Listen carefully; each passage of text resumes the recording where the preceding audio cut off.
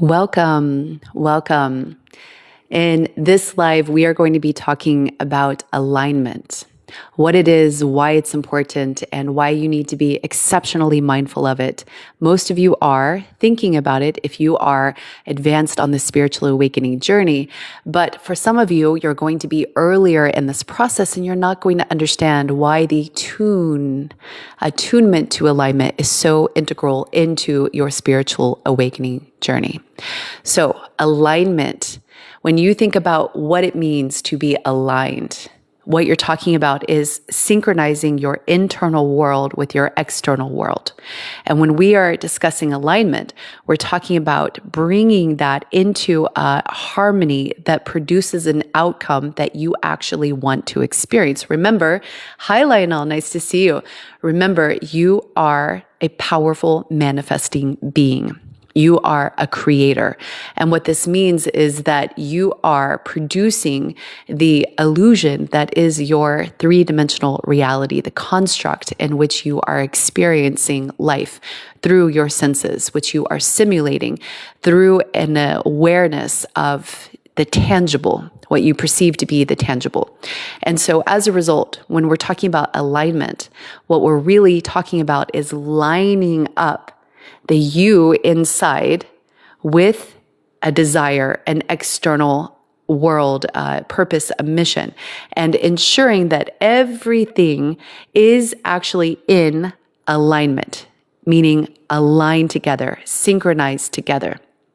The way I like to think about this is thinking about the structure of your physical form. You are housed in a physical form, but you are more than the physical form. And the energy that awakens throughout your awakening is going to expand beyond the physical, right? You, if you can see auras, already know this. You are literally going to push out of your form. In some cases, in the most deepest parts of my spiritual awakening, I felt that I was scrunched into this humanoid form that was too tight. I felt like I was literally this being that was pushed into here in my physical form and was not fitting entirely. So when you expand, you're actually expanding the awareness beyond who you are in this lifetime. Hi, Rach. You're expanding your memories, you're expanding your influence, and you're expanding your aura. And just like this diagram or this picture behind me, what I perceive is that you have lifelines that are available to you. And that every decision and every day that you're going about, you actually have energetic connecting points that are hooked into your auric field if you are engaging with them. But even when you're not, it's this sort of like, I'm imagining a fish in water and there are, it's probably not the best analogy, but there are lines with hooks in the water and they're like you're bumping up against things that can hook you. And you want to be sure that whatever hooks you into a reality is actually something that you want to experience. This is the importance of alignment, in my personal opinion. And so when we are unconscious, we are selecting for which hook we're going to bite onto, right? If we're fish swimming in the water. We just select it based on impulse or drive or patterns or habit in some cases. And as a result, we hook onto fishermen or fisher people, and we're lifted up into a life that we don't necessarily want to live. And this creates a lot of pain, a lot of suffering, a lot of distress in some cases, but it also could be beautiful. We could get really lucky. We could have had beautiful patterning from our childhood. Not everybody comes from a horrible upbringing, right? But when we're talking about the awakening journey, what we're often talking about is optimizing our creations and our experience of the world to become a better version. And the people who need the most optimization often are experiencing some degree of pain and suffering. So we often do talk about how to alleviate pain and suffering, but it's not the only reason that we're here. You don't have to have come from a deeply chaotic upbringing to want to optimize your world. And so when we are unconsciously selecting our reality, there are these energetic chords that are sort of offering and tantalizing to us. We meet somebody on the subway, or we meet somebody out in public, and we're curious about them. This is like, the bait that's coming down, and they're like, do you want to bite? Do you want to co-create something together? Even if it's implicit and not actually shared in the physical manifestation, the construct of reality, spoken. Even if it's not spoken, it's still an invitation. And when we are unconscious about how we are creating our worlds, then we take offers with people who may or may not actually produce a co-creation with us that we're interested in maintaining. And this might actually lead to something that's akin to stagnation, or something that it could be a beautiful outcome, but it also could be a more negative karmic lesson because you're stuck in a loop. Why are you stuck in a loop? It's because you have patterns that have been bred into you, that have been conditioned and reinforced over time. So you're selecting for your reality without the full cognizance of why you're actually picking that person. All you know is that you're attracted. Why are you attracted? Why? Do you know? It's a serious question. Most people don't even know why they're attracted. All they know is that they feel. And when they govern their lives based on feeling in the mind, then they go towards that feeling like a moth to a flame, and without necessarily sitting down and asking, is this in alignment? Alignment with what? Alignment with your value system. I remember one particular painful lesson, an invitation, I should say. We're talking about quantum shifting already. I'm getting there, Shannon. Hi, and Lionel, I'm getting there. We're talking about how to align our realities with the highest outcomes that we want to create. And we do so by understanding our personal alignment. And we need to understand our internal world in order to synchronize the external reality to generate the outcomes that we want. So in other words, how do you manifest cleanly? How do you manifest exactly what you desire to manifest? How do you manifest your purpose, your mission, your twin flame, your whatever it is that you're trying to? You need to understand your alignment. So we're breaking down what alignment is and why it's so important to be mindful of. Because when we're not understanding our alignment, we make decisions unconsciously. When we make decisions unconsciously, we are driven by unconscious impulses like attraction and magnetism without the cognizant awareness of why we're actually attracted to a person. Why does this matter? Because we end up in situations with people that we don't want to be in. We end up taking left turns in our reality structure that take us to dead ends or that cause us to crash our car. And yes, we survive after we're hospitalized and, we're put in a full body cast for a while and we can't move, and, some really worse cases. But in other cases, you end up actually missing the exits of where you're trying to go. I remember having this dream that based on the decisions that I had made in my life, I missed several lifelines that eventually I was getting to, but it took me 20 years off track. And there's, I still arrive. So, what has really been lost? Nothing, because I've gained lessons, I've gained wisdom, and I've gained understanding. But did I have to go through certain things in my life to get to that outcome? No. But I chose. Why did I choose? Because I was attracted. Why was I attracted? Because there was a pattern and a template inside of me that drove my avatar, my being, my soul, to this field of magnetism that I said yes to. And at some point, actually very early in my journey, hi Mello, nice to see you. At some point, I was so unconscious about everything that I was just responding and reacting. And I was doing so from very wounded behavior. And then after I started awakening to energy, and I started awakening to frequency and the very early parts of manifestation. And I thought, well, this is incredible. I can utilize these new tools and these gifts and these abilities to construct a world and a reality that I'm super excited to live in. Sign me up. How do I do it? But then I didn't realize that I was still deciding from the patterns. And then I started deciding based on the feeling and the magnetism, which was leading me into karmic loops and wounded cycles.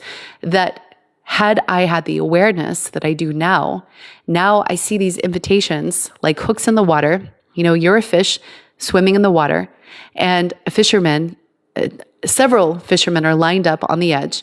They're dropping lines in with little hooks and bait, and you're going around, you're bumping them.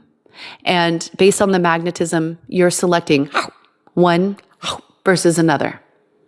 And what happens is that you then hitch your lifeline energetically to that person. And every time you say yes, and every time you deepen that creation, you open up a portal. People are portals. People are portals. And when you understand this, you understand why your life has unfolded the way that it has. Thank you for the gifts. Hi, Guntus. Thank you. Hi, Rita. And so when you say yes, and you keep saying yes, and you keep saying yes, you are going to create and co-create manifested worlds with people. And some of those manifested worlds are going to bring you gifts, luxuries, amazing things, expansion, and others are going to bring you contraction. They're going to bring you stagnation, or they're going to bring you harm or violence in some cases, not all cases, of course. And so you have to understand that when you're saying yes to people, you're saying yes to hooking their lifeline inside your energetic field. Just like fish biting a hook, swimming in the water, boom. You're hooking into, this is what a cord is, an energetic cord, a lifeline to a shared reality with somebody else. So now back to alignment. When you're not understanding what your alignment is, then you are, just like a fish, are going to be indiscriminate. You're not going to necessarily think about what are my value systems, what am I trying to create? I'm just going to, oh, this hook looks good. And you take it because it's attractive or the magnetism is strong. What I have learned, and this can save you years of time. I've posted some videos about this on my page. What I've learned is magnetism is not a precursor to compatibility. Energetic magnetism is not actually indicative of compatibility. It's indicative of your soul's blueprint that's resonating at a certain frequency, at a certain vibration, because of a certain lesson or wound that's still active. And when you finally heal that wound, what happens is you lose that vibration. You lose that touch point. And just like this image here, it's like if these lines that are coming in to you, right? Imagine this is you for a moment. This is a line of a soul contract that you meet perhaps in a park. And you have a meeting with them that is very fortuitous, and it kind of zaps your energetic field. Now this is the invitation. But it's not the only invitation, because you have other lines that are coming in close proximity. But when we're unconscious, we don't perceive this, because when we're very unconscious, we're living our world in our five senses. And our five senses tells us we don't feel energy. We don't feel energetic cords and connections. When you're awake or awakening, you do. And I don't mean to speak in binary terms because it's a little simplistic. It's not all or none. But when you're actually spiritually awakening, you start to become next level human. This is what my EC by Dr. C private podcast is all about. Link is in the bio if you're interested in these private teachings and meditations delivered to your inbox, as well as the opportunity for first right of refusal for invitations to events, retreats, and virtual events. And so what happens is when you start to expand, you start to feel the energy dynamics that some of you were never taught was even possible. Most people are taught in grade school and reinforced over our culture that reality is only what you can perceive in your five senses. And even though we colloquially say that intuition is a thing, we're going to get to how to heal that wound. Great question. Colloquially, we all agree that intuition is kind of like the sixth sense. But science, when I was getting my PhD in neuroscience, did not see this as a sixth sense, even though science was investigating intuition and the neural pathways of intuition. Okay. And so as a result, as scientists who are propagating information for medicine and the field of knowledge that we collectively agree on in materialist reductionist societies, that is the truth, the right way, the truth. Scientists don't necessarily believe in these extrasensory abilities that you, as a human, when you start to awaken, will start to experience. And then you start to realize that the truth of the world, as dictated by science and medicine, and God forbid, I am a formally trained neuroscientist in a top 15 program. This is like hearsay for me to come out and do this. But you're going to understand that there's a limitation to what we know in science and medicine. And as a result, you're going to feel like you're in the unknown without a map. You're in uncharted territory, having these experiences and these sensory changes and perceptual changes that are wild, right? Some of you can tell the future. What? How is that possible? Some of you have other gifts that open up that are crazy, inspiring, weird, and you don't know how to talk about it. The only people you can really talk about it are those that have already awakened or are already going through the experience.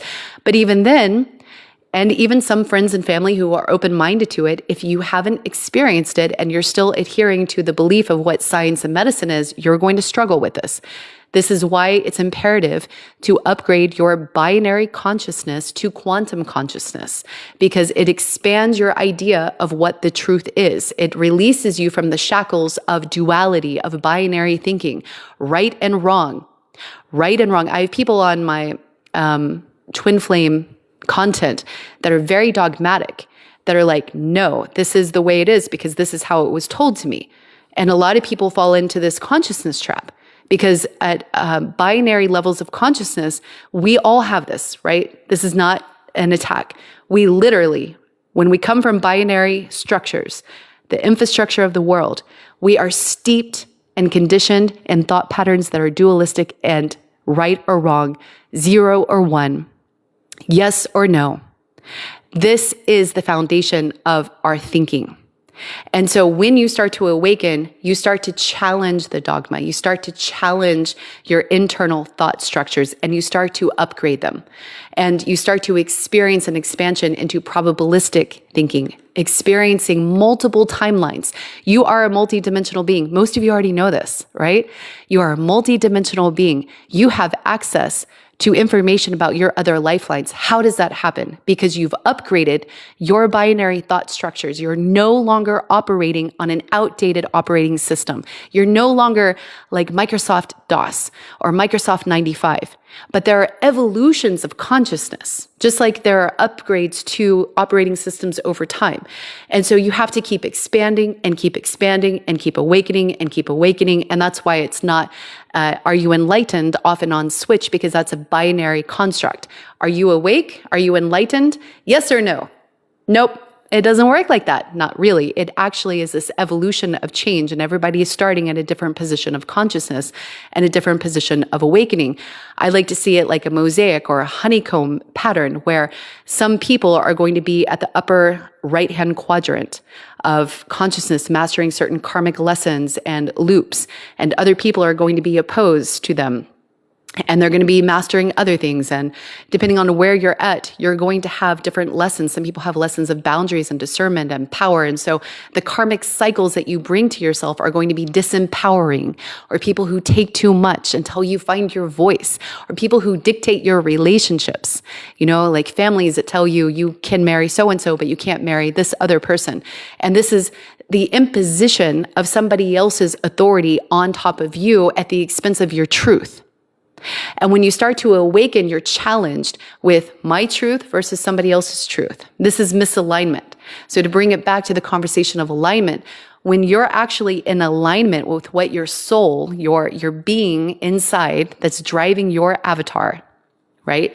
When you are in alignment, that means there's no friction point between the outside world and the inside world.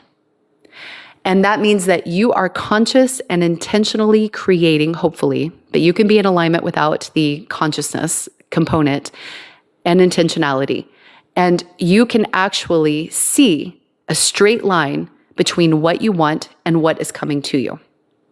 And if you are ever confused by your reality, It likely means, I say likely because it's more complex in my opinion, that you're not fully in alignment, meaning you're still saying yes when you mean no.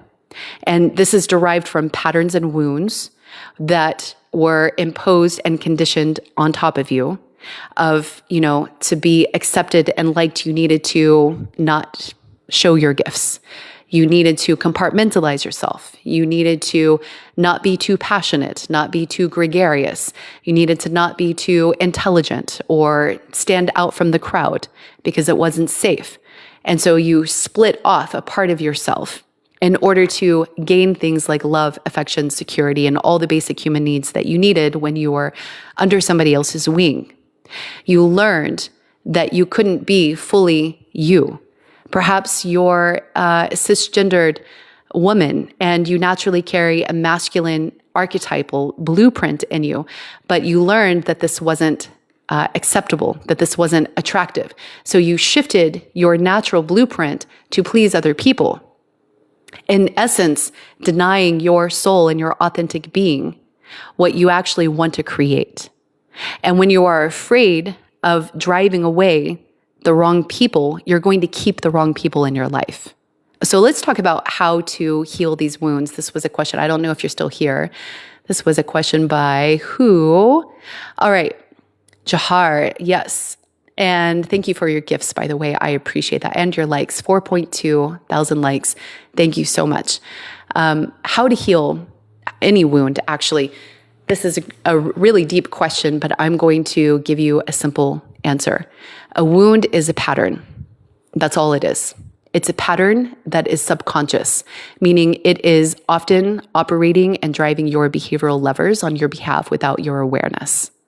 And the reason that it manifests in painful situations in your life is because you're choosing to agree to things that are not necessarily aligned with your highest expression of you or what you actually really want to create. And so it's a wound because it generates situations in your life that give you pain. That's why we call it a wound. If you have an open part of your skin and you touch it, you have nerve fibers that communicate to your nervous system. It is actually part of your nervous system, but communicate to the computer processing part of your brain that hurts. That because there's not something that's supposed to be in there. It needs to close. It needs to be clean. If it's infected, it's going to be pussy. It's going to be hot. It's going to have indications of something that needs to be medicated or cleaned or changed, right? And so what a wound is psychologically is you have something embedded in you that's open, that's filled with pus, that your external world is touching on something that is communicating to you hurts. And it's so funny when I work with people as a twin flame facilitator and their soul contracts, helping them get together. At first, when they're early in this process of awakening, they don't understand that when their soul contract, like a twin flame, is making them hurt, it's not actually the twin's fault. It's because there's a wound inside of them. And this isn't exclusive to people in twin flame journeys, but I see this a lot because there's so much pain and challenge and triggering. It's evident that there's a wound inside that actually needs to be healed. So the way that you heal it, now understanding this framework, the way that I see it, and it's an invitation to see it this way. You don't have to see it this way. And you can integrate it into your own idea of things. But the way to heal it is that you have to repattern. You have to reframe how you interpret the world. You have to repattern your stimuli response reactions that have been ingrained over time. How do you do that? You become conscious of it. How do you do that? You talk about it. This is where working with a coach like myself, I am accepting new clients. The link is in the bio. You can book a one-on-one, or a therapist can help you do this too. You can also do it on your own and talk to yourself in voice notes. And in my experience, all of these are like fast to slow. So working with a coach like myself is very, very fast. Working with a therapist is slow. Working by yourself is even slower. So it's all in the pace and the time frame that you want to be able to work through things. And of course, these are generalizations, but I tend to work extremely fast. I work as fast as your defense mechanisms will allow. And there's not a single client that I've worked with that has been able to go as fast as I've offered. Some people have worked incredibly fast, but even then we've had to like modulate the work. You have to be very sound to do that level of speed healing. Okay, you have to like be very strong in your mind, strong in your identity, and have good coping mechanisms. If you struggle with overwhelm, if you struggle with destructive patterns, or if you have any sort of diagnosis, you're better off working with a therapist and or yourself. And that's just because it's incredibly hard to work through the defense mechanisms at the speed in which I do coaching, and because it's also very confrontational, and you usually need a softer touch. All right. And working on your own is going to take even more time. So just, food for thought. So destructive patterns. Exactly. If you feel shame for any reaction that you have, you're in a destructive pattern. So if you feel stress and that overwhelms you and you call in to your clients or to work, that's a destructive pattern. You're actually impeding your ability to create structure and stability for yourself by sabotaging, because you don't know how to handle the emotions that are coming up. When you don't know how to handle it, or if you go to substances and you overdo it, and that, you do it so much that you blow through your finances, your rent money, your savings in a significant way, or you hurt your body in a significant way and you feel shame, that means you're in a destructive cycle. That means that you're not a good candidate for at least the coaching that I offer, because you won't be able to handle some of the triggers that come up in a healthy way, and it could destabilize you in a negative way. So I would send you to a therapist. So as a result, when you have wounds, you have these unconscious loops and these reactions that are happening, right? You decide how to be. Thank you for the gifts. You decide at a subconscious level. This is how you heal it, right? You actually have to bring that decision into your frontal lobe, because this is where your executive functioning is. This is where the you that's watching you in your avatar sits. Well, probably a little bit behind the pineal gland, so a little bit more inside. But the person that's monitoring your behavior, the person that's like, I maybe shouldn't have said that, I maybe shouldn't have done that. Yeah, that is your executive mind. This is the inhibitory control of your subconscious interplay and your dynamics. This is the one that watches you say the thing that you regret later. But when your inhibitory control is not strong enough, you don't have the ability to stop it. And when your limbic system is highly reactive based on your patterning, based on your upbringing, your reactions, how you show up in the world, how you deliver yourself, in response to situations, your conscious mind is not going to be the driver of your reality. Your unconscious mind is. And at first, when you're going through this healing process, you need to actually install a seat of awareness up here, meaning you need to be monitoring yourself acting in your everyday world. If you don't, you're actually just here in your subconscious mind, your subconscious patterns, and you're just reacting.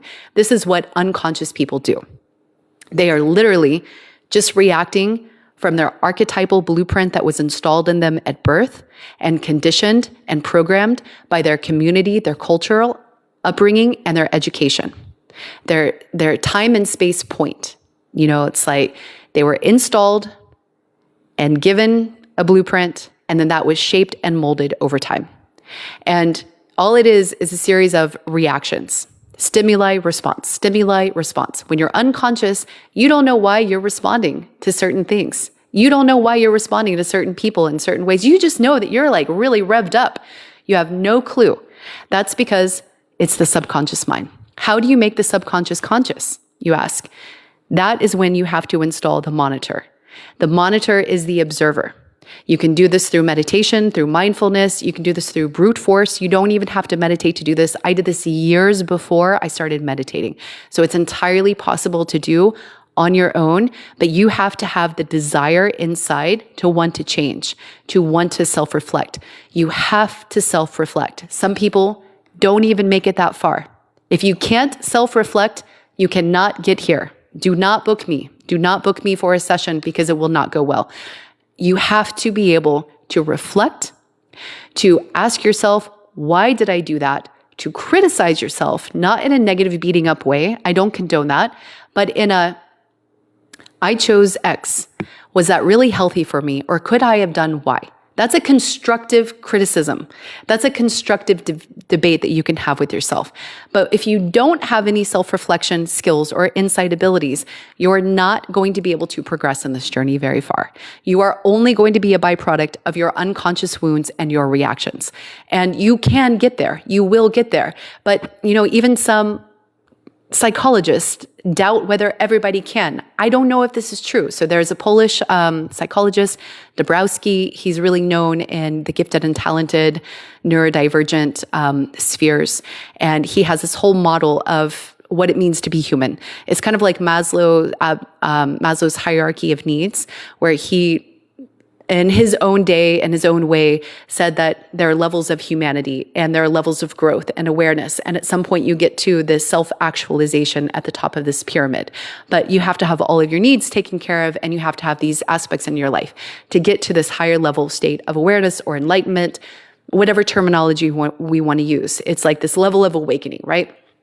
Well, Dabrowski says that there are certain humans that, because they lack the ability to have insight and the forthrightness into an inquiry in themselves with unabashed honesty and integrity, to the aligned self. Because there are some humans that don't have this at all, others like Dolores Cannon might say that those are the NPCs, because they're literally just reacting, right, on these loops and these karmic cycles. And then at some point, as Dabrowski says, there are some humans that actually awaken beyond that just unconscious patterning. And there are several levels of this awakening. You can read about this in his work. You can Wikipedia it. It's the positive disintegration model of humanity. It's Dabrowski. Hi, quantum healing. Yes, you know it. You know it. And so as a result, as you go through these tiers of personal development, of self-actualization, of awakening, of enlightenment, however you want to frame it, right?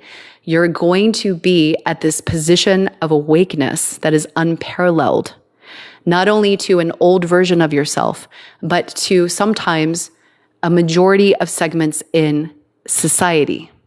According to Dabrowski, this is what I personally disagree with, because I came from that level 1 and I moved through the levels. If I can do it, other people can do it.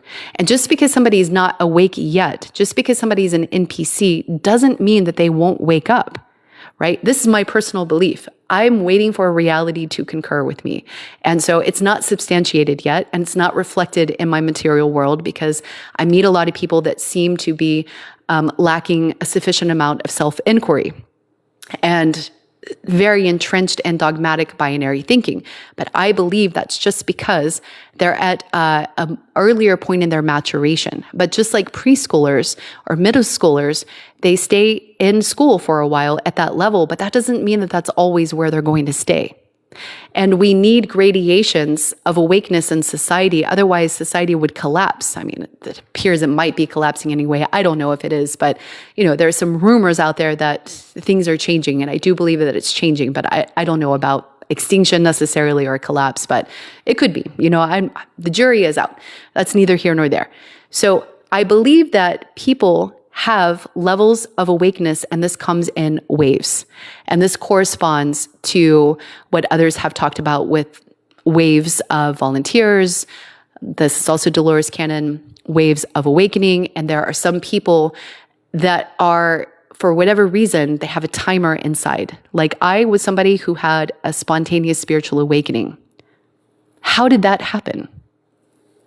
I was not meditating. I was not doing yoga. I was not reading books about spirituality. I was not seeking. I was not wanting. I was not wanting at all.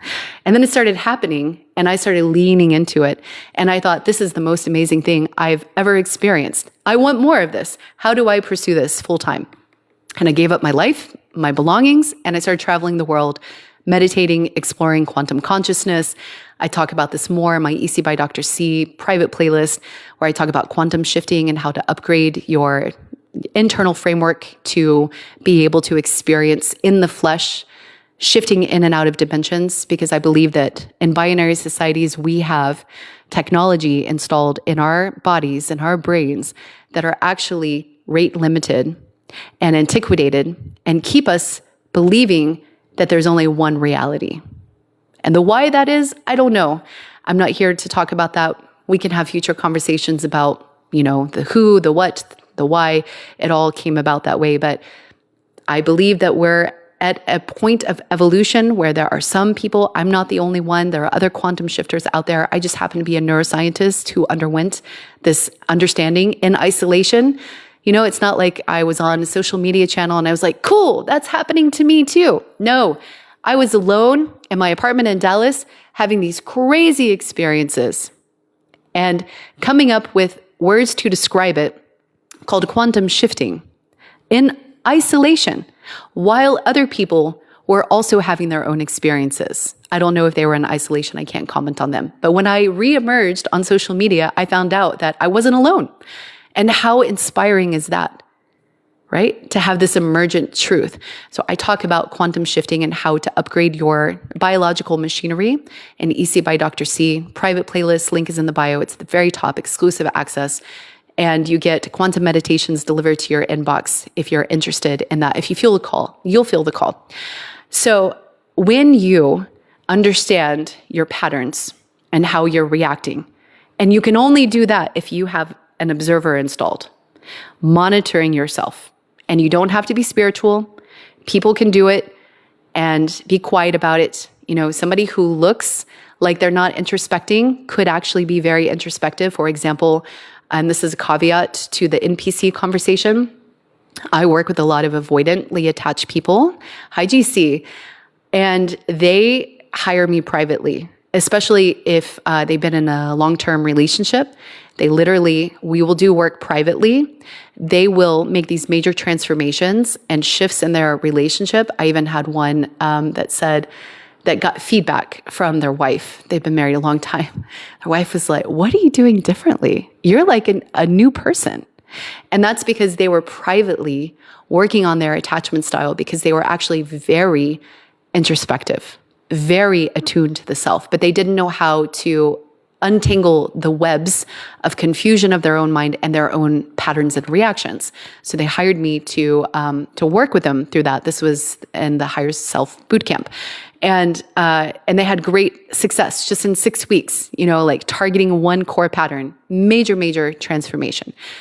And so as a result, when you see somebody that appears to be like an avoidant, they're not communicative, they're not talking about things, it doesn't mean that their internal world is dead.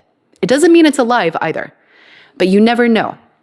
Just looking how somebody's behaving, they could appear that they're not very introspective because they don't take ownership or responsibility for their side of things, but it doesn't mean that they're not asking questions inside. And that's all you have to do. Thank you, Just, for the follow. You have to be able to ask yourself questions inside. And if you're somebody who does that, you're going to be so well suited for the awakening journey and to get to the next level of being human. Because all it takes is to ask yourself, could I have done that better? If I actually want to create intimacy, connected intimacy where I'm fulfilled and happy, did I show up in a way that nurtured that bond or destroyed it? That's, again, binary thinking. We eventually break out of that. But for the sake of teaching and contrast, it's helpful for the mind to have contrast examples to latch onto. But remember, as we go further into the journey, we actually step away from some of those constructs. For those of you who are more advanced, you already know that. But for those kind of in the middle level, it's a little preview. I have an awakening podcast that will help you with this because we explore some of these concepts. It's brand new. You'd be like the first 10 listeners. I've had a couple people so far. Just released it a couple days ago. Link is in the bio. It's on Spotify. Very last link in the bio. So as you start to awaken, you are going to become somebody who questions and interrogates your internal world. And the more you do this, the more opportunity you have to build yourself as a beautiful piece of self-mastery, a masterpiece. You become living art. You decide what fragments of your personality you want to keep, Which ones are not online that you want to bring online? This part is really fun. This is like the best part of the awakening. You realize the lost parts of yourself. You realize the other versions of you existing in other timelines. You bring down elements of that, or you quantum shift and merge those timelines. You see this person here? There are timelines surrounding you right now and your etheric field. Literally. There are energetic lines that are surrounding your being, your conscious being. And the more awake you become, the stronger your auric resonance becomes, right? Let's say at first it's just started here. It starts to emanate outwards. You start to gain what's called coherence. When you start to have coherence, you start to integrate the consciousness fragments of you. You start to resonate with the vibration, with the frequency. And you start to change the wounds and the patterns that are held in your subconscious mind, which means that you show up differently in reality, and that changes your resonant frequency. That takes some of these lines over here and pushes them off naturally, although you could sever them. But if you try to sever them and still create with the same resonant frequency, you're, boom, going to get right back attached to that person, right back attached to that toxic boss. Because when your frequency vibration is resonating outwards, right, you're naturally going to aggregate together with the lifelines that are in vibration, in a complementary vibration to you. This is going to manifest through situations and events in your life that you're going to have to play out. And the purpose of this, in my personal opinion, is that it's a consciousness puzzle helping you to elevate your understanding of what's happening, your awakening. But I live and breathe consciousness. That might not be your framework, but this is my life, you know. And I now do this professionally, and it's like the best part of living, to get to help people do this. Excuse me. So what happens is, when you start to really do the work and you start to heal these patterns, you're going to start to change your frequency and your vibration, which is naturally going to cause, and you start to heal these patterns, you're going to start to change your frequency and your vibration, which is naturally going to cause some of these lifelines to fall off. You have to be careful when they start to fall off. If you have any codependent patterns, you might be somebody that grabs back onto them, that says, no, don't leave. I'm not ready for you to leave yet. And then what's going to happen is that you're going to re-engage with the ex.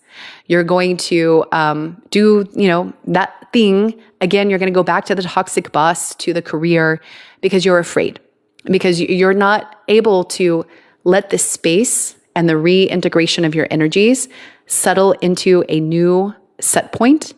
And in that void, which can be unsettling for some, depending on how big of a void you have, that can create feelings of anxiety, of dissonance, of fear. Like, what did I just do? What am I going to do? I don't have any support network. They were my only people. And, I just put up a wall and I said, this isn't healthy for me. Maybe it's me that's, not loving them enough. Maybe I just need to step more into unconditional love and love them anyway, even though it feels like they are sucking the very energy and life force out of me at every opportunity, and I feel depleted and drained, or there's some risk of harm in some significant way. They have narcissism. Maybe I just need to just love them more and wait for them to change.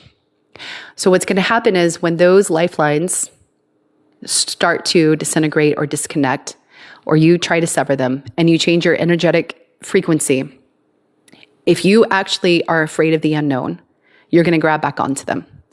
When you grab back onto them, you're going to call the ex up again, and you're going to be right back in the cycle. So this is why it's a loop, because your pattern is actually not solved, and you're trying to solve it, and your actions are not fully in alignment yet. And that's okay. That's normal. It's a normal part of the growth process. Everybody has these wibble wobbles. It's just important to be cognizant of it.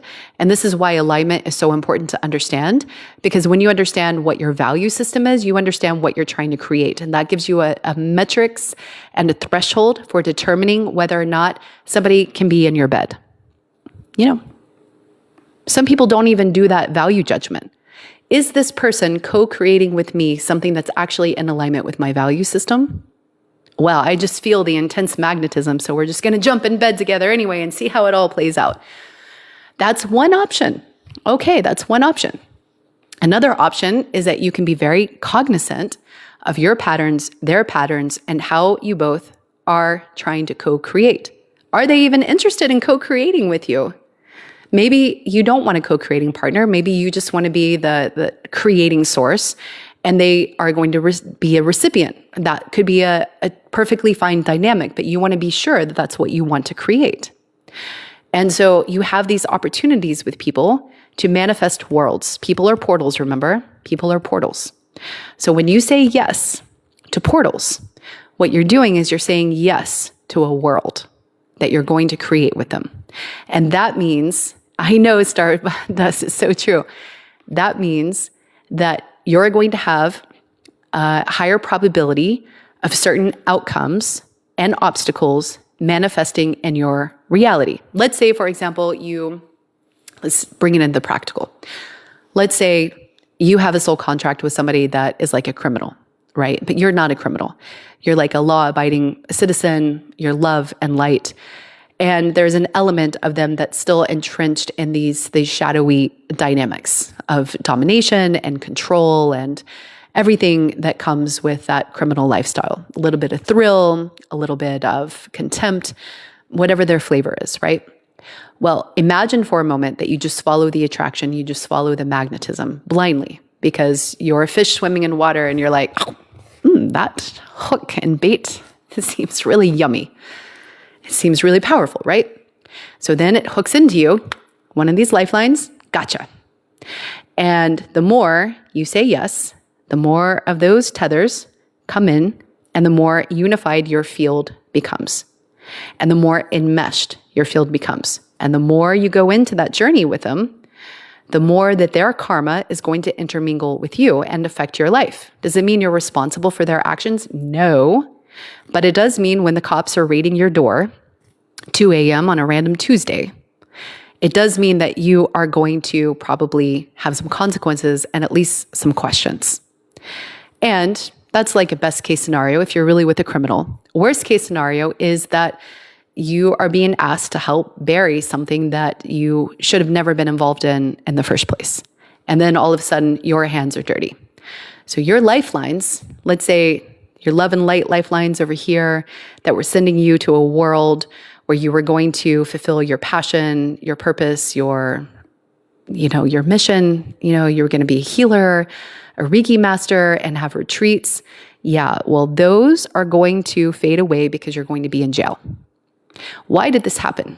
This is not a real example, but for the sake of helping the mind to bring this into practical understanding of how worlds manifest and karma manifest, we can take this extreme example and understand that when we say yes to people, and people are portals, what we're doing is we're saying yes to merging worlds. And you have to understand what world is that person bringing to your life. Is it actually in alignment with you? Is it actually in alignment with your value system? What is your value system? When I started my spiritual awakening journey, I didn't know what my values were. So, of course, I was saying yes to things based on patterns and wounds and fears and unconscious reactions and behaviors without understanding, is this actually what I want to co-create with somebody? So I literally sat down and wrote out my top 5 values. And that gave me a metrics for which to gauge whether or not my co-creation with somebody was going to come into fruition in a way that was aligned with my values. And if you want to forego your values and become a reflection of your other person's values, then you better damn well be sure, emphasis on that curse word, my apologies, you better be very, very certain that the world they're offering you is actually something that you want to take a bite out of. If it's an apple in the garden, you have to really understand what's being offered. And there are trickster energies, and there are people who are not evolved, but the magnetism of soul contracts can give you an invitation to a doorway that you don't necessarily know. This is where intuition comes in. And when you're not in alignment with your intuition, when your body is telling you, no, get out, and you don't listen, and you keep saying yes, what happens? Those threads get tighter and tighter around you. And they increase the probability that you are going to be bound. Like in the tarot deck, where you're bound up and wound up energetically and karmically with somebody, and it is increasingly harder and harder to break free. I saw this horrible story of, and I'm not going to go into the details, but of a content creator who was in a relationship with somebody who, I don't know if it was a soul contract. I don't have that information. But what I do know is that it started off as very magnetic, very attractive. And then it started devolving into her being afraid. And why she was being afraid is because the way he was showing up was getting more and more unhinged and more dangerous. But the crazy thing is she kept saying yes, even though her body was telling her no, even though her intuition was telling her no. And even though she now says, I was not in alignment, I felt horrible about making this content with them because they were in this influencer lifestyle and he was doing these things behind the scenes. And I care about, thank you, Christine. Oh, thank you. I appreciate that. And, he was doing all of this behind the scenes, but we were portraying this image and I felt terrible that I was creating this illusion, and I feel terrible about myself. I feel terrible about the whole situation. And ultimately it took her doing what? Saying no. She said yes and yes and yes and yes and yes and yes and yes and yes. I don't know. Please stop. Yes. I don't know. Yes. And you see how this enmeshes you, right? So what alignment is the ability to understand what you actually want, what you're trying to create, and demonstrating that to your external world and pulling that in a straight line to you. So you are cutting off any lifelines that are trying to send you into any terrain or territory that's not in alignment with your values. This is why writing down the top 5 values is going to help you, because you can see, does somebody else even have values? How am I even choosing my partners? And when you understand that, that's when you can start observing yourself more clearly. Remember, all of this work is contingent upon the observer. Many of you already have the observer. I've talked to many people. You already have the observer installed. And so if you're on this channel, I guarantee you probably already have that. You can sharpen it. You can enhance it even more. But you need to be sure that you're being very conscious and selective about who and what you're saying yes to, because there's an opportunity cost.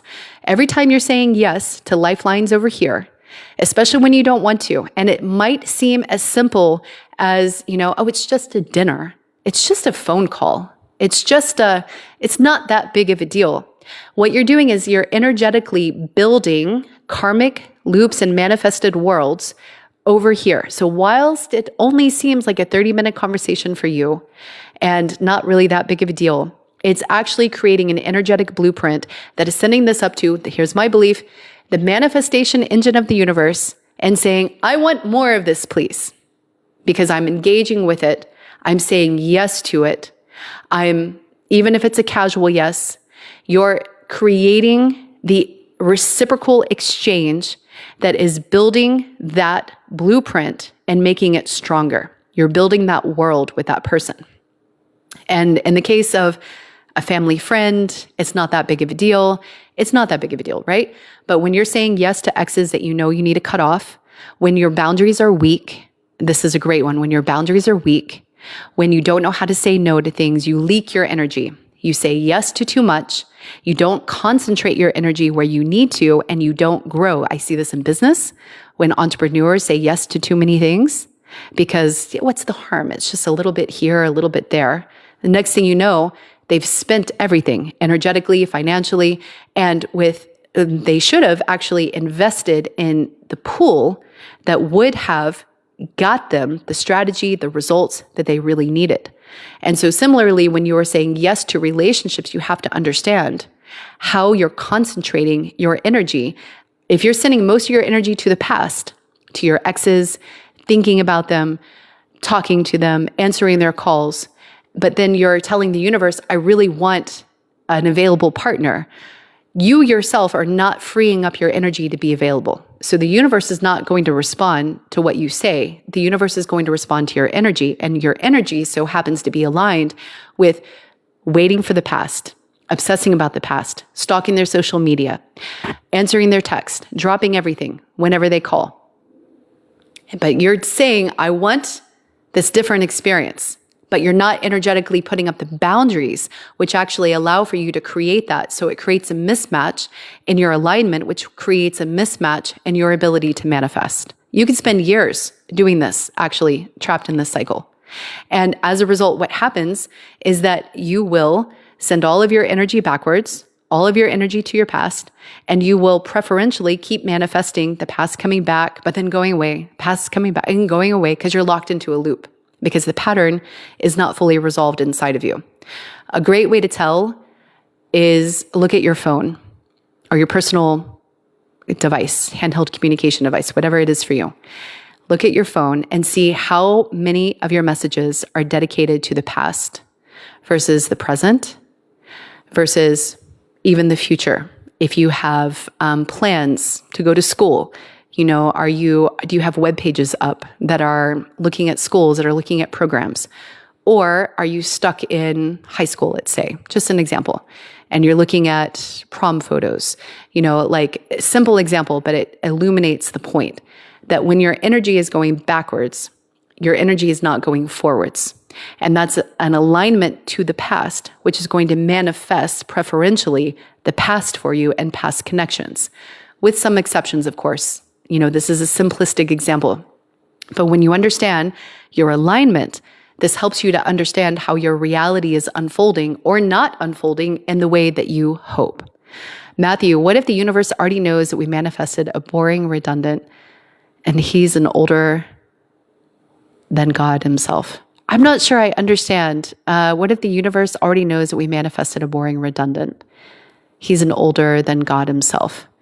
I think you're being I sense a quip, but I'm having trouble for whatever reason putting myself in your perspective and the frame of your language to understand and to resonate with that. So if you want to reword it, you can. If there are any other questions, okay, start us. So how can we shift to your highest timeline? It's align with our higher self. Great question.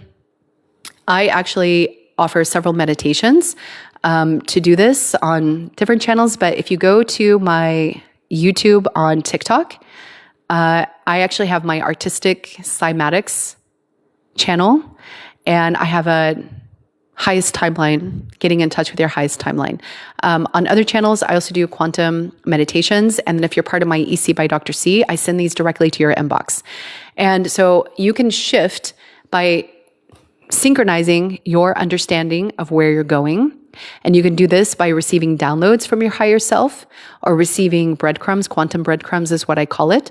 And so you get a peek into your highest timeline. And so that orients your mind, because when your mind is not oriented, it doesn't perform as well. You can actually use the power of your mind to organize your reality in the order and the structure. Like, this is the benefit of the mind.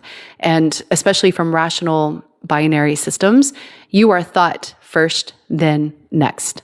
And then that follows and that follows. So that mapping, that structure, I find to help you when it comes to shifting to your highest timeline, but the mind often doesn't know where you're going. So in order to inform the mind, this is why I recommend a meditation, a quantum meditation, a higher self meditation, so you can receive insights. You can also ask your guides for dreams, for insights. You can receive this information in a variety of different ways. You can work with a coach like myself, a one-on-one. You can book, link is in the bio, or you can literally just meditate on your own and try to interface with that aspect of your consciousness, because it exists out there as a multidimensional being.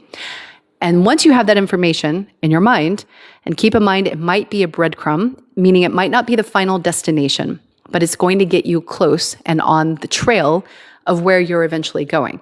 But if you're starting from somebody who, let's say, doesn't know about how the world is going to unfold in 50 or 100 years, or, maybe not 100 years, depending on where you're shifting into. But let's say the next 10 to 20 years. You don't know how things are really going to unfold. Let's say you're in the era before there was an internet, and your highest path is to become a dot-commer that makes like a huge impact in society and does something major.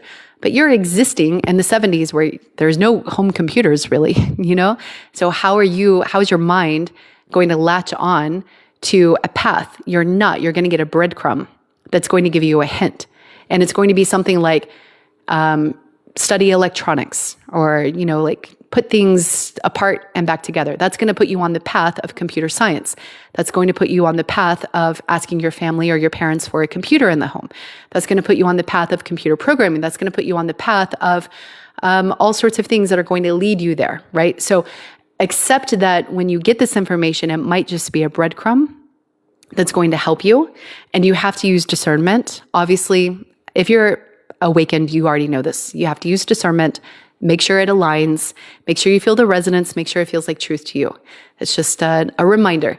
And if it does, then create opportunities in your life to bring more of that in, to align yourself to be in the right place at the right time. So let's say your highest path is to be an artist or a comedian, and you get that information, like you see yourself on stage telling jokes. That's all you get in a meditation. It's just a boom, flash. You're on stage telling jokes at a smoky bar, or, probably not a smoky bar in today's world, but you get the idea. So then you start looking for comedy performances, not where you can be on stage at first, probably, unless you have a whole skit designed, and you start attending. That's going to put you in the right place at the right time. And then let's say you follow the path of inspiration and you feel inspired one day to start writing some jokes. And then you're already made the connection with the person who books comedians, and they have an amateur comedian hour, and they find out that you have written a script or you've written a bit. They invite you on stage. Boom. You see how that works? So first you have the insight. You do that through meditation. That gives you the clue. And then you create opportunities in your life to surround yourself with situations, people, places, or things that are in that resonance and that field of frequency. That opens doors to people and introductions and opportunities that will then help you to actually literally shift your life. Okay, Alexi, I just wanted to thank you. Yesterday I was struggling and reminded myself I needed to gamify, and you're welcome. Thank you, Kim, for sharing the live. And then boom, today your live came across my page. I'm so happy. I love serendipities like this. I love how the universe will do that, and the algorithm really works to get it to the right people. And yes, I appreciate all of your likes for that reason, because it helps to expose me to more people. I'm up to 8,000. That's incredible. Thank you, everybody. When I started, I think I had a room of like 5 people. And so through dedicated people like yourselves of liking, interacting, engaging, I'm now up to 8.1 thousand likes and 53 people. Thank you, everyone, for being here. Okay, a question about karmic relationship poppies. Thank you for your gifts, by the way. Yes, karmic relationships. And I thank you. Yeah, old timers know about my Sacred Journey productions. Yes, I moved away from that for reasons that I was on there for almost 2 years. Maybe that was like my first content, faceless content, voice only, and I still have people that follow me from those days. So thank you for being here, and thank you for sharing this space.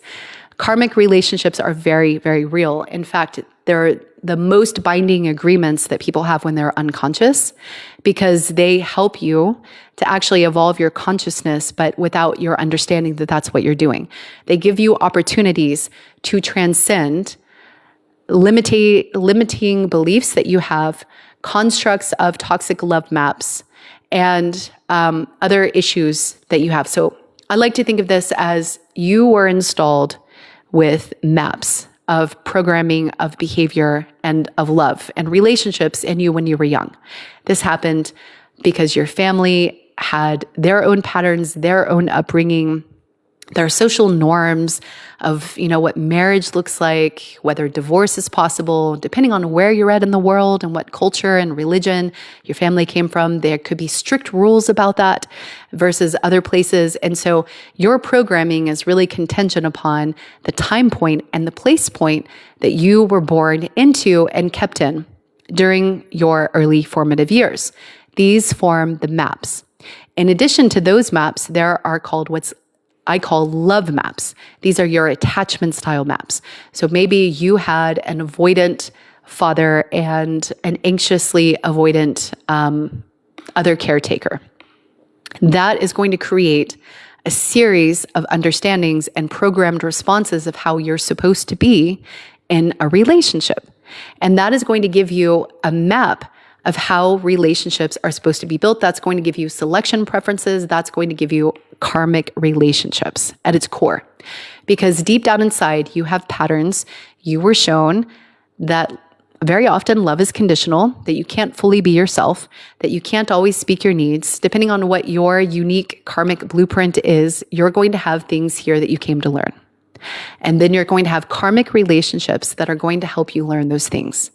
But the thing about a karmic relationship, and I love this about karmics, is that once you master that lesson, the magnetism goes away. Once you master it, it actually breaks the connection. Unlike soulmates, where you can stay with a soulmate in a magnetic, beautiful connection for your entire life, right? And you can work on karmic lessons, but usually you've already done some karmic work before you meet a soulmate.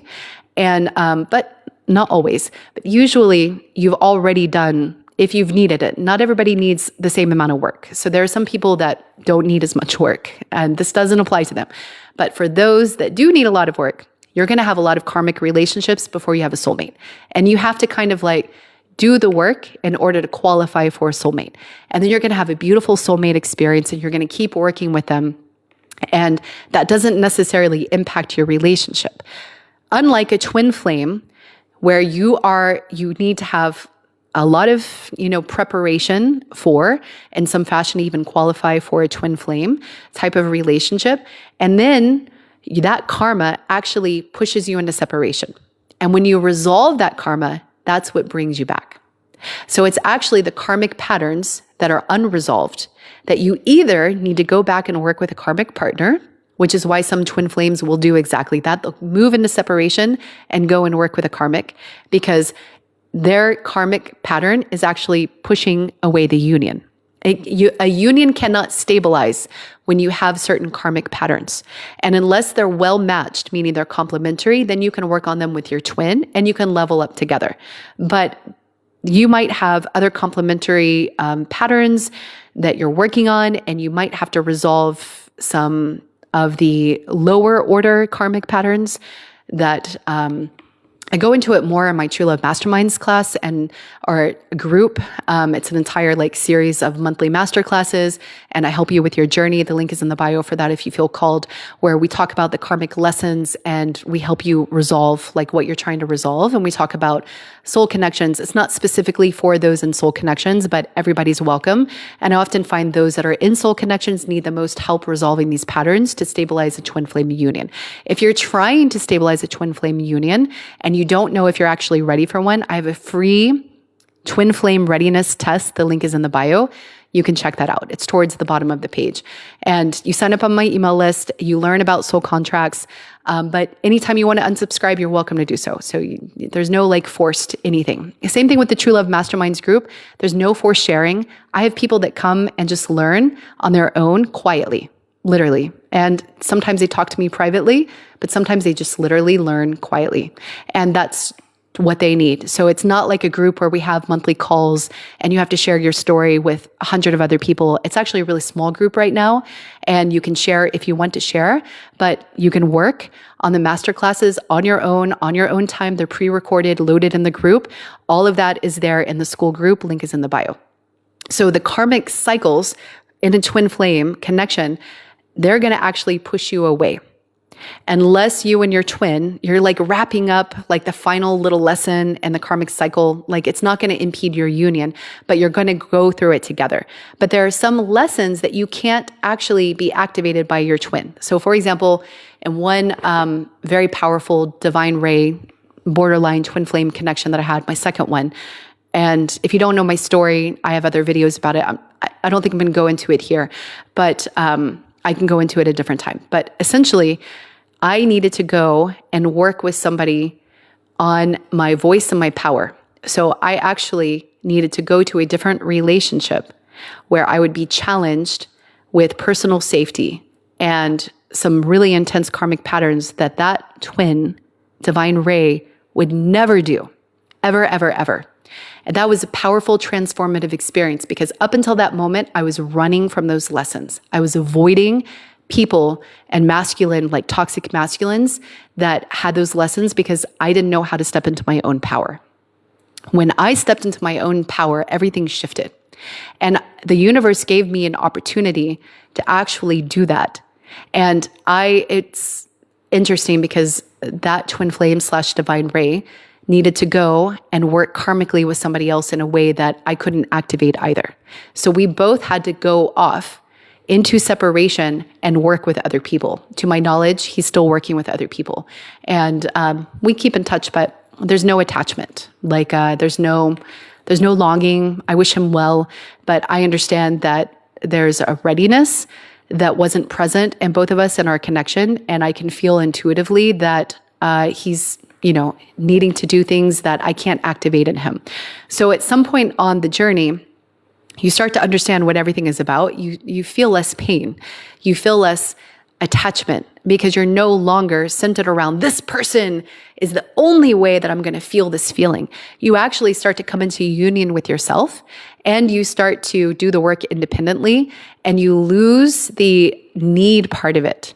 Nobody's completing you anymore because you start to complete yourself. When you start to complete yourself, it's a game changer and it changes your field. It changes your vibration. It changes who you show up as. You stop identifying as a pole, as a divine masculine or a divine feminine. You start seeing yourself as integrated and whole, and it attracts completely different opportunities and situations in your life.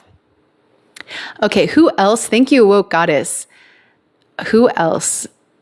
Yes, and so to tie it back to the karmic, when you have a karmic relationship, it's actually about the karmic lesson that you're there to learn. So you'll be stuck on them. And the magnetism can actually be quite strong. It can be like love at first sight, high degree of limerence. And when you actually master that lesson, it's like it fades very quickly. The relationship is no longer activated. And there could be sudden breakups. They could move on with somebody else. They could cheat on you. Like these are the things of the karmic cycles. They could and be very careless about it, meaning they're not intentional, trying to rebuild their life and try to pull themselves into alignment. They're just like acting on their base impulses, and they're like, "Oh, shiny object over here. I'm going to go over there." That's a big difference, because infidelity can present in higher order twin flame connections, but the weight of it and the decision-making matrix behind it is very, very different than somebody that's just operating out of their lower chakras and their base impulses. They might have addictions that they lose themselves to, and so you will understand very quickly that it's not sustainable, even if you were to stay, and in a karmic situation, if you try to outstay it, you usually find yourself in really tricky territory, sometimes degrading territory, where you're like, why won't you love me? Why won't you treat me right? You just need to treat me right. And you're with somebody that is not going to treat you right. Your lesson is to treat yourself right by exiting the situation. You're not going to get a twin flame, right? Until you master that really. And even if you meet your twin flame, you're not going to be able to stabilize a union because you need to love yourself enough to say no to somebody else that's treating you like that. So that's like one of the self-love lessons. You might even have a shadow twin flame in the narcissist category, the lower 3D territories. I'll talk about that more in my True Love Masterminds group. Okay. Who else do we have? I'm going to leave soon. So a couple more questions. Is it Andrea? Annie, is it possible that staying friends with a karmic is not healthy, even if it's a good friendship? You know, it really depends. You have to really like honor your truth about it, because on one hand, if you are maintaining codependent ties and just shifting that into the framework of a friendship, a platonic friendship, but you're actually still emotionally enmeshed and sharing emotional intimacy that would block you from a higher level soulmate, because a higher level soulmate or even a twin flame is going to see that for what it is. It's like once you open up to energetics, you can say on the surface, oh, we're just friends. And you can even believe that from your mind. But energetically, if you're still enmeshed, if you're still like they're your first support person, your emergency contact, and you're sharing things with them that would interfere with an emotional connection with somebody else, just because it's in the framework of a platonic friendship does not mean it's healthy.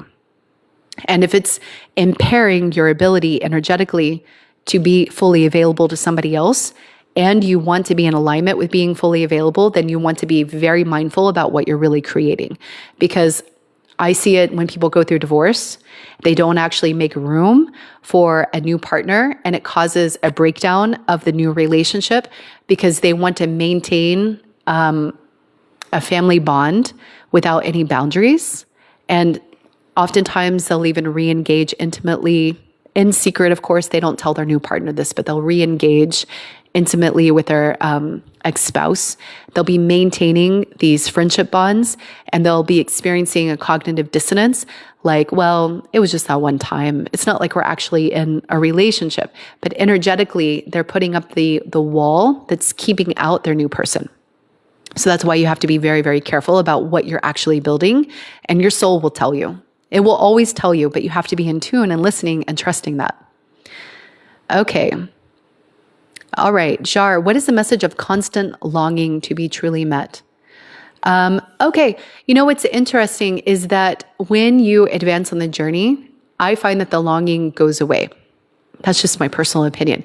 That the longing, my personal opinion, is that it comes from a place of woundedness, wanting completion, wanting your other half, and needing it. Sometimes it's because you need the stimulus of that soul contract or that person to force you to see things or to learn or to upgrade. You know, there are some personal journey lessons that are hard to do on our own.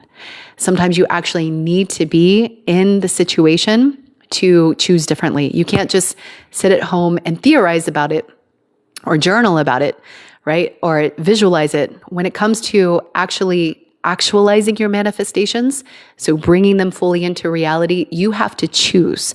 The last piece in the manifestation chain is choosing with your actions. So you have to have the intent, the willpower, all of that in alignment. Then you have to have the plan, that's the mind. That needs to be in alignment with the intent and the willpower and the direction. You have to be energetically aligned. You have to be speech aligned, so you talk to people about it, you share it with the world. There's a lot of breakdown there when people are trying to manifest a twin flame union, but they're hiding the fact that they're in a twin flame union, right? You can't stabilize a union. You can touch a union, you can experience it briefly, but you're not going to stabilize it if you can't share it with the world. There's not a twin flame relationship ever in existence, I would say. I don't know for sure, but I would say, based on what I know about soul contracts and twin flames, they require a high level degree of integrity and authenticity. You can meet when you're already partnered. You can meet when you are heteronormative and you're feeling this change into romantically being interested in somebody of the same sex. You can meet under these conditions, but you can't sustain it without sharing it with the world. Twin flame connections disrupt and dissolve at a certain point, and there is a window of opportunity for this to happen. So you have some leeway, you have some time to figure things out. It's okay, you don't have to rush through it. But at some point, you will have to live in the light of truth. And the twin flame demands it. It absolutely demands it. And so everything in this manifestation line, I'm pointing to my fingers, sorry if you couldn't see it. So you have your desire, your willpower, your intent, all of that has to be in alignment with your plan, with your speech, sharing it with the world. That ultimately has to produce an action. And so when you're misaligned, there's something in this line that is not lining up, right? And so what happens is that sometimes when you're trying to manifest an evolution or a change, you need to manifest in action a difference in your programming. You need to be tested. You need to actually demonstrate that you've learned your lesson. Some people misunderstand this and they're like, what's wrong with me? I've gone back to the past. It's often an opportunity to see things from a higher perspective, to choose differently. You're there to choose differently. Whether or not you choose differently, that is up to you. And whether or not you've repatterned, right? And so then when you choose differently, you need a stimulus of somebody else. So sometimes that constant longing is because you actually need, your soul needs game time. It doesn't need theory. It doesn't need planning. It doesn't need any more like talking about it. It needs actual like face-to-face, opportunity to opportunity gameplay. And that's sometimes the result of that very strong desire. It's like your soul is like sticking you there because you need to actually be immersed in the situation so you can go through that cycle of change and that cycle of opportunity. And so that's why it's not always coming from a wounded place. Sometimes it's actually getting you to the next level in your manifestations by giving you the gameplay time. Okay, who else? Thank you, Twin Mama. I appreciate it. Oh, Jill.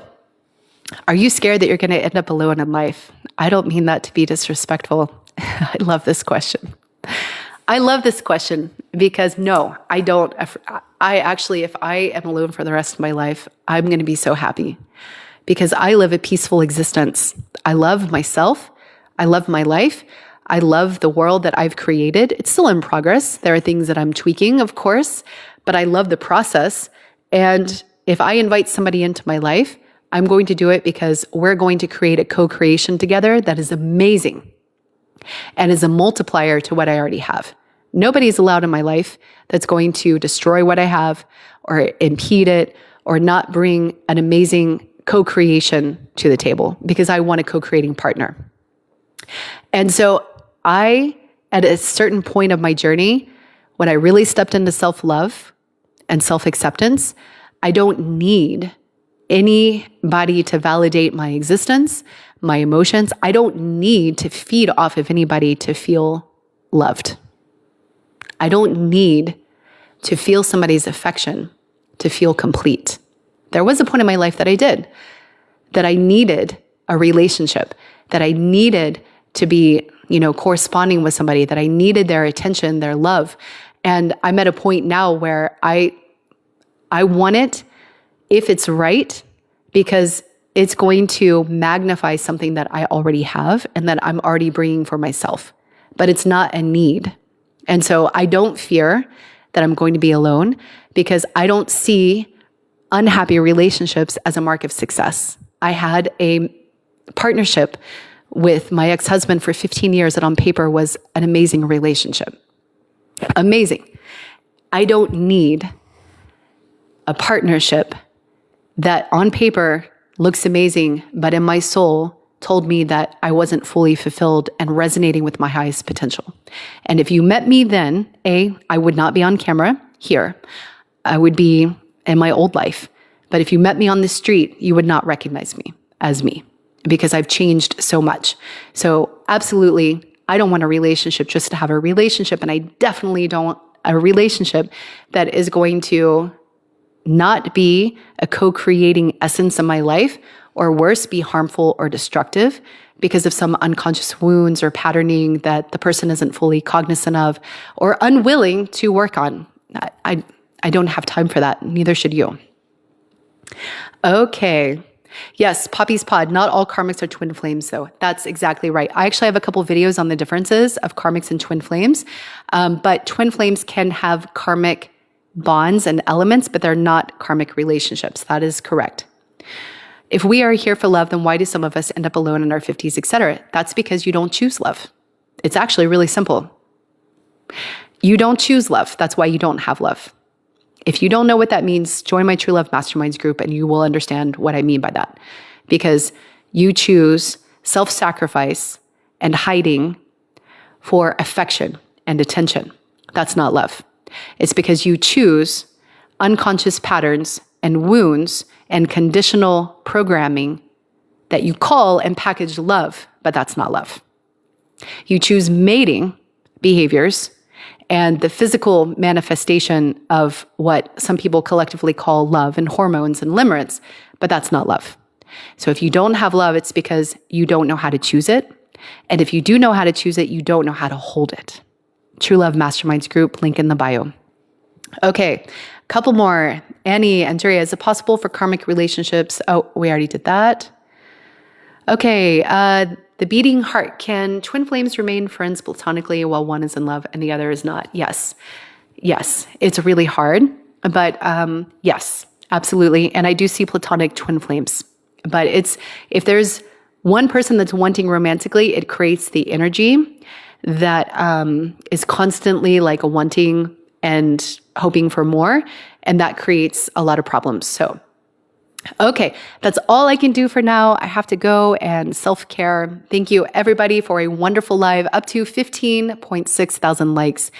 You guys are the best. I really appreciate you. I love all the questions. I will be back. I'm actually next week going to be out for 2 weeks. So if you don't see me in the next little bit, I plan to be back tomorrow, depending on how things go. But if you don't see me for a while, I will be back, but it might take a little bit of time. Okay. Thank you.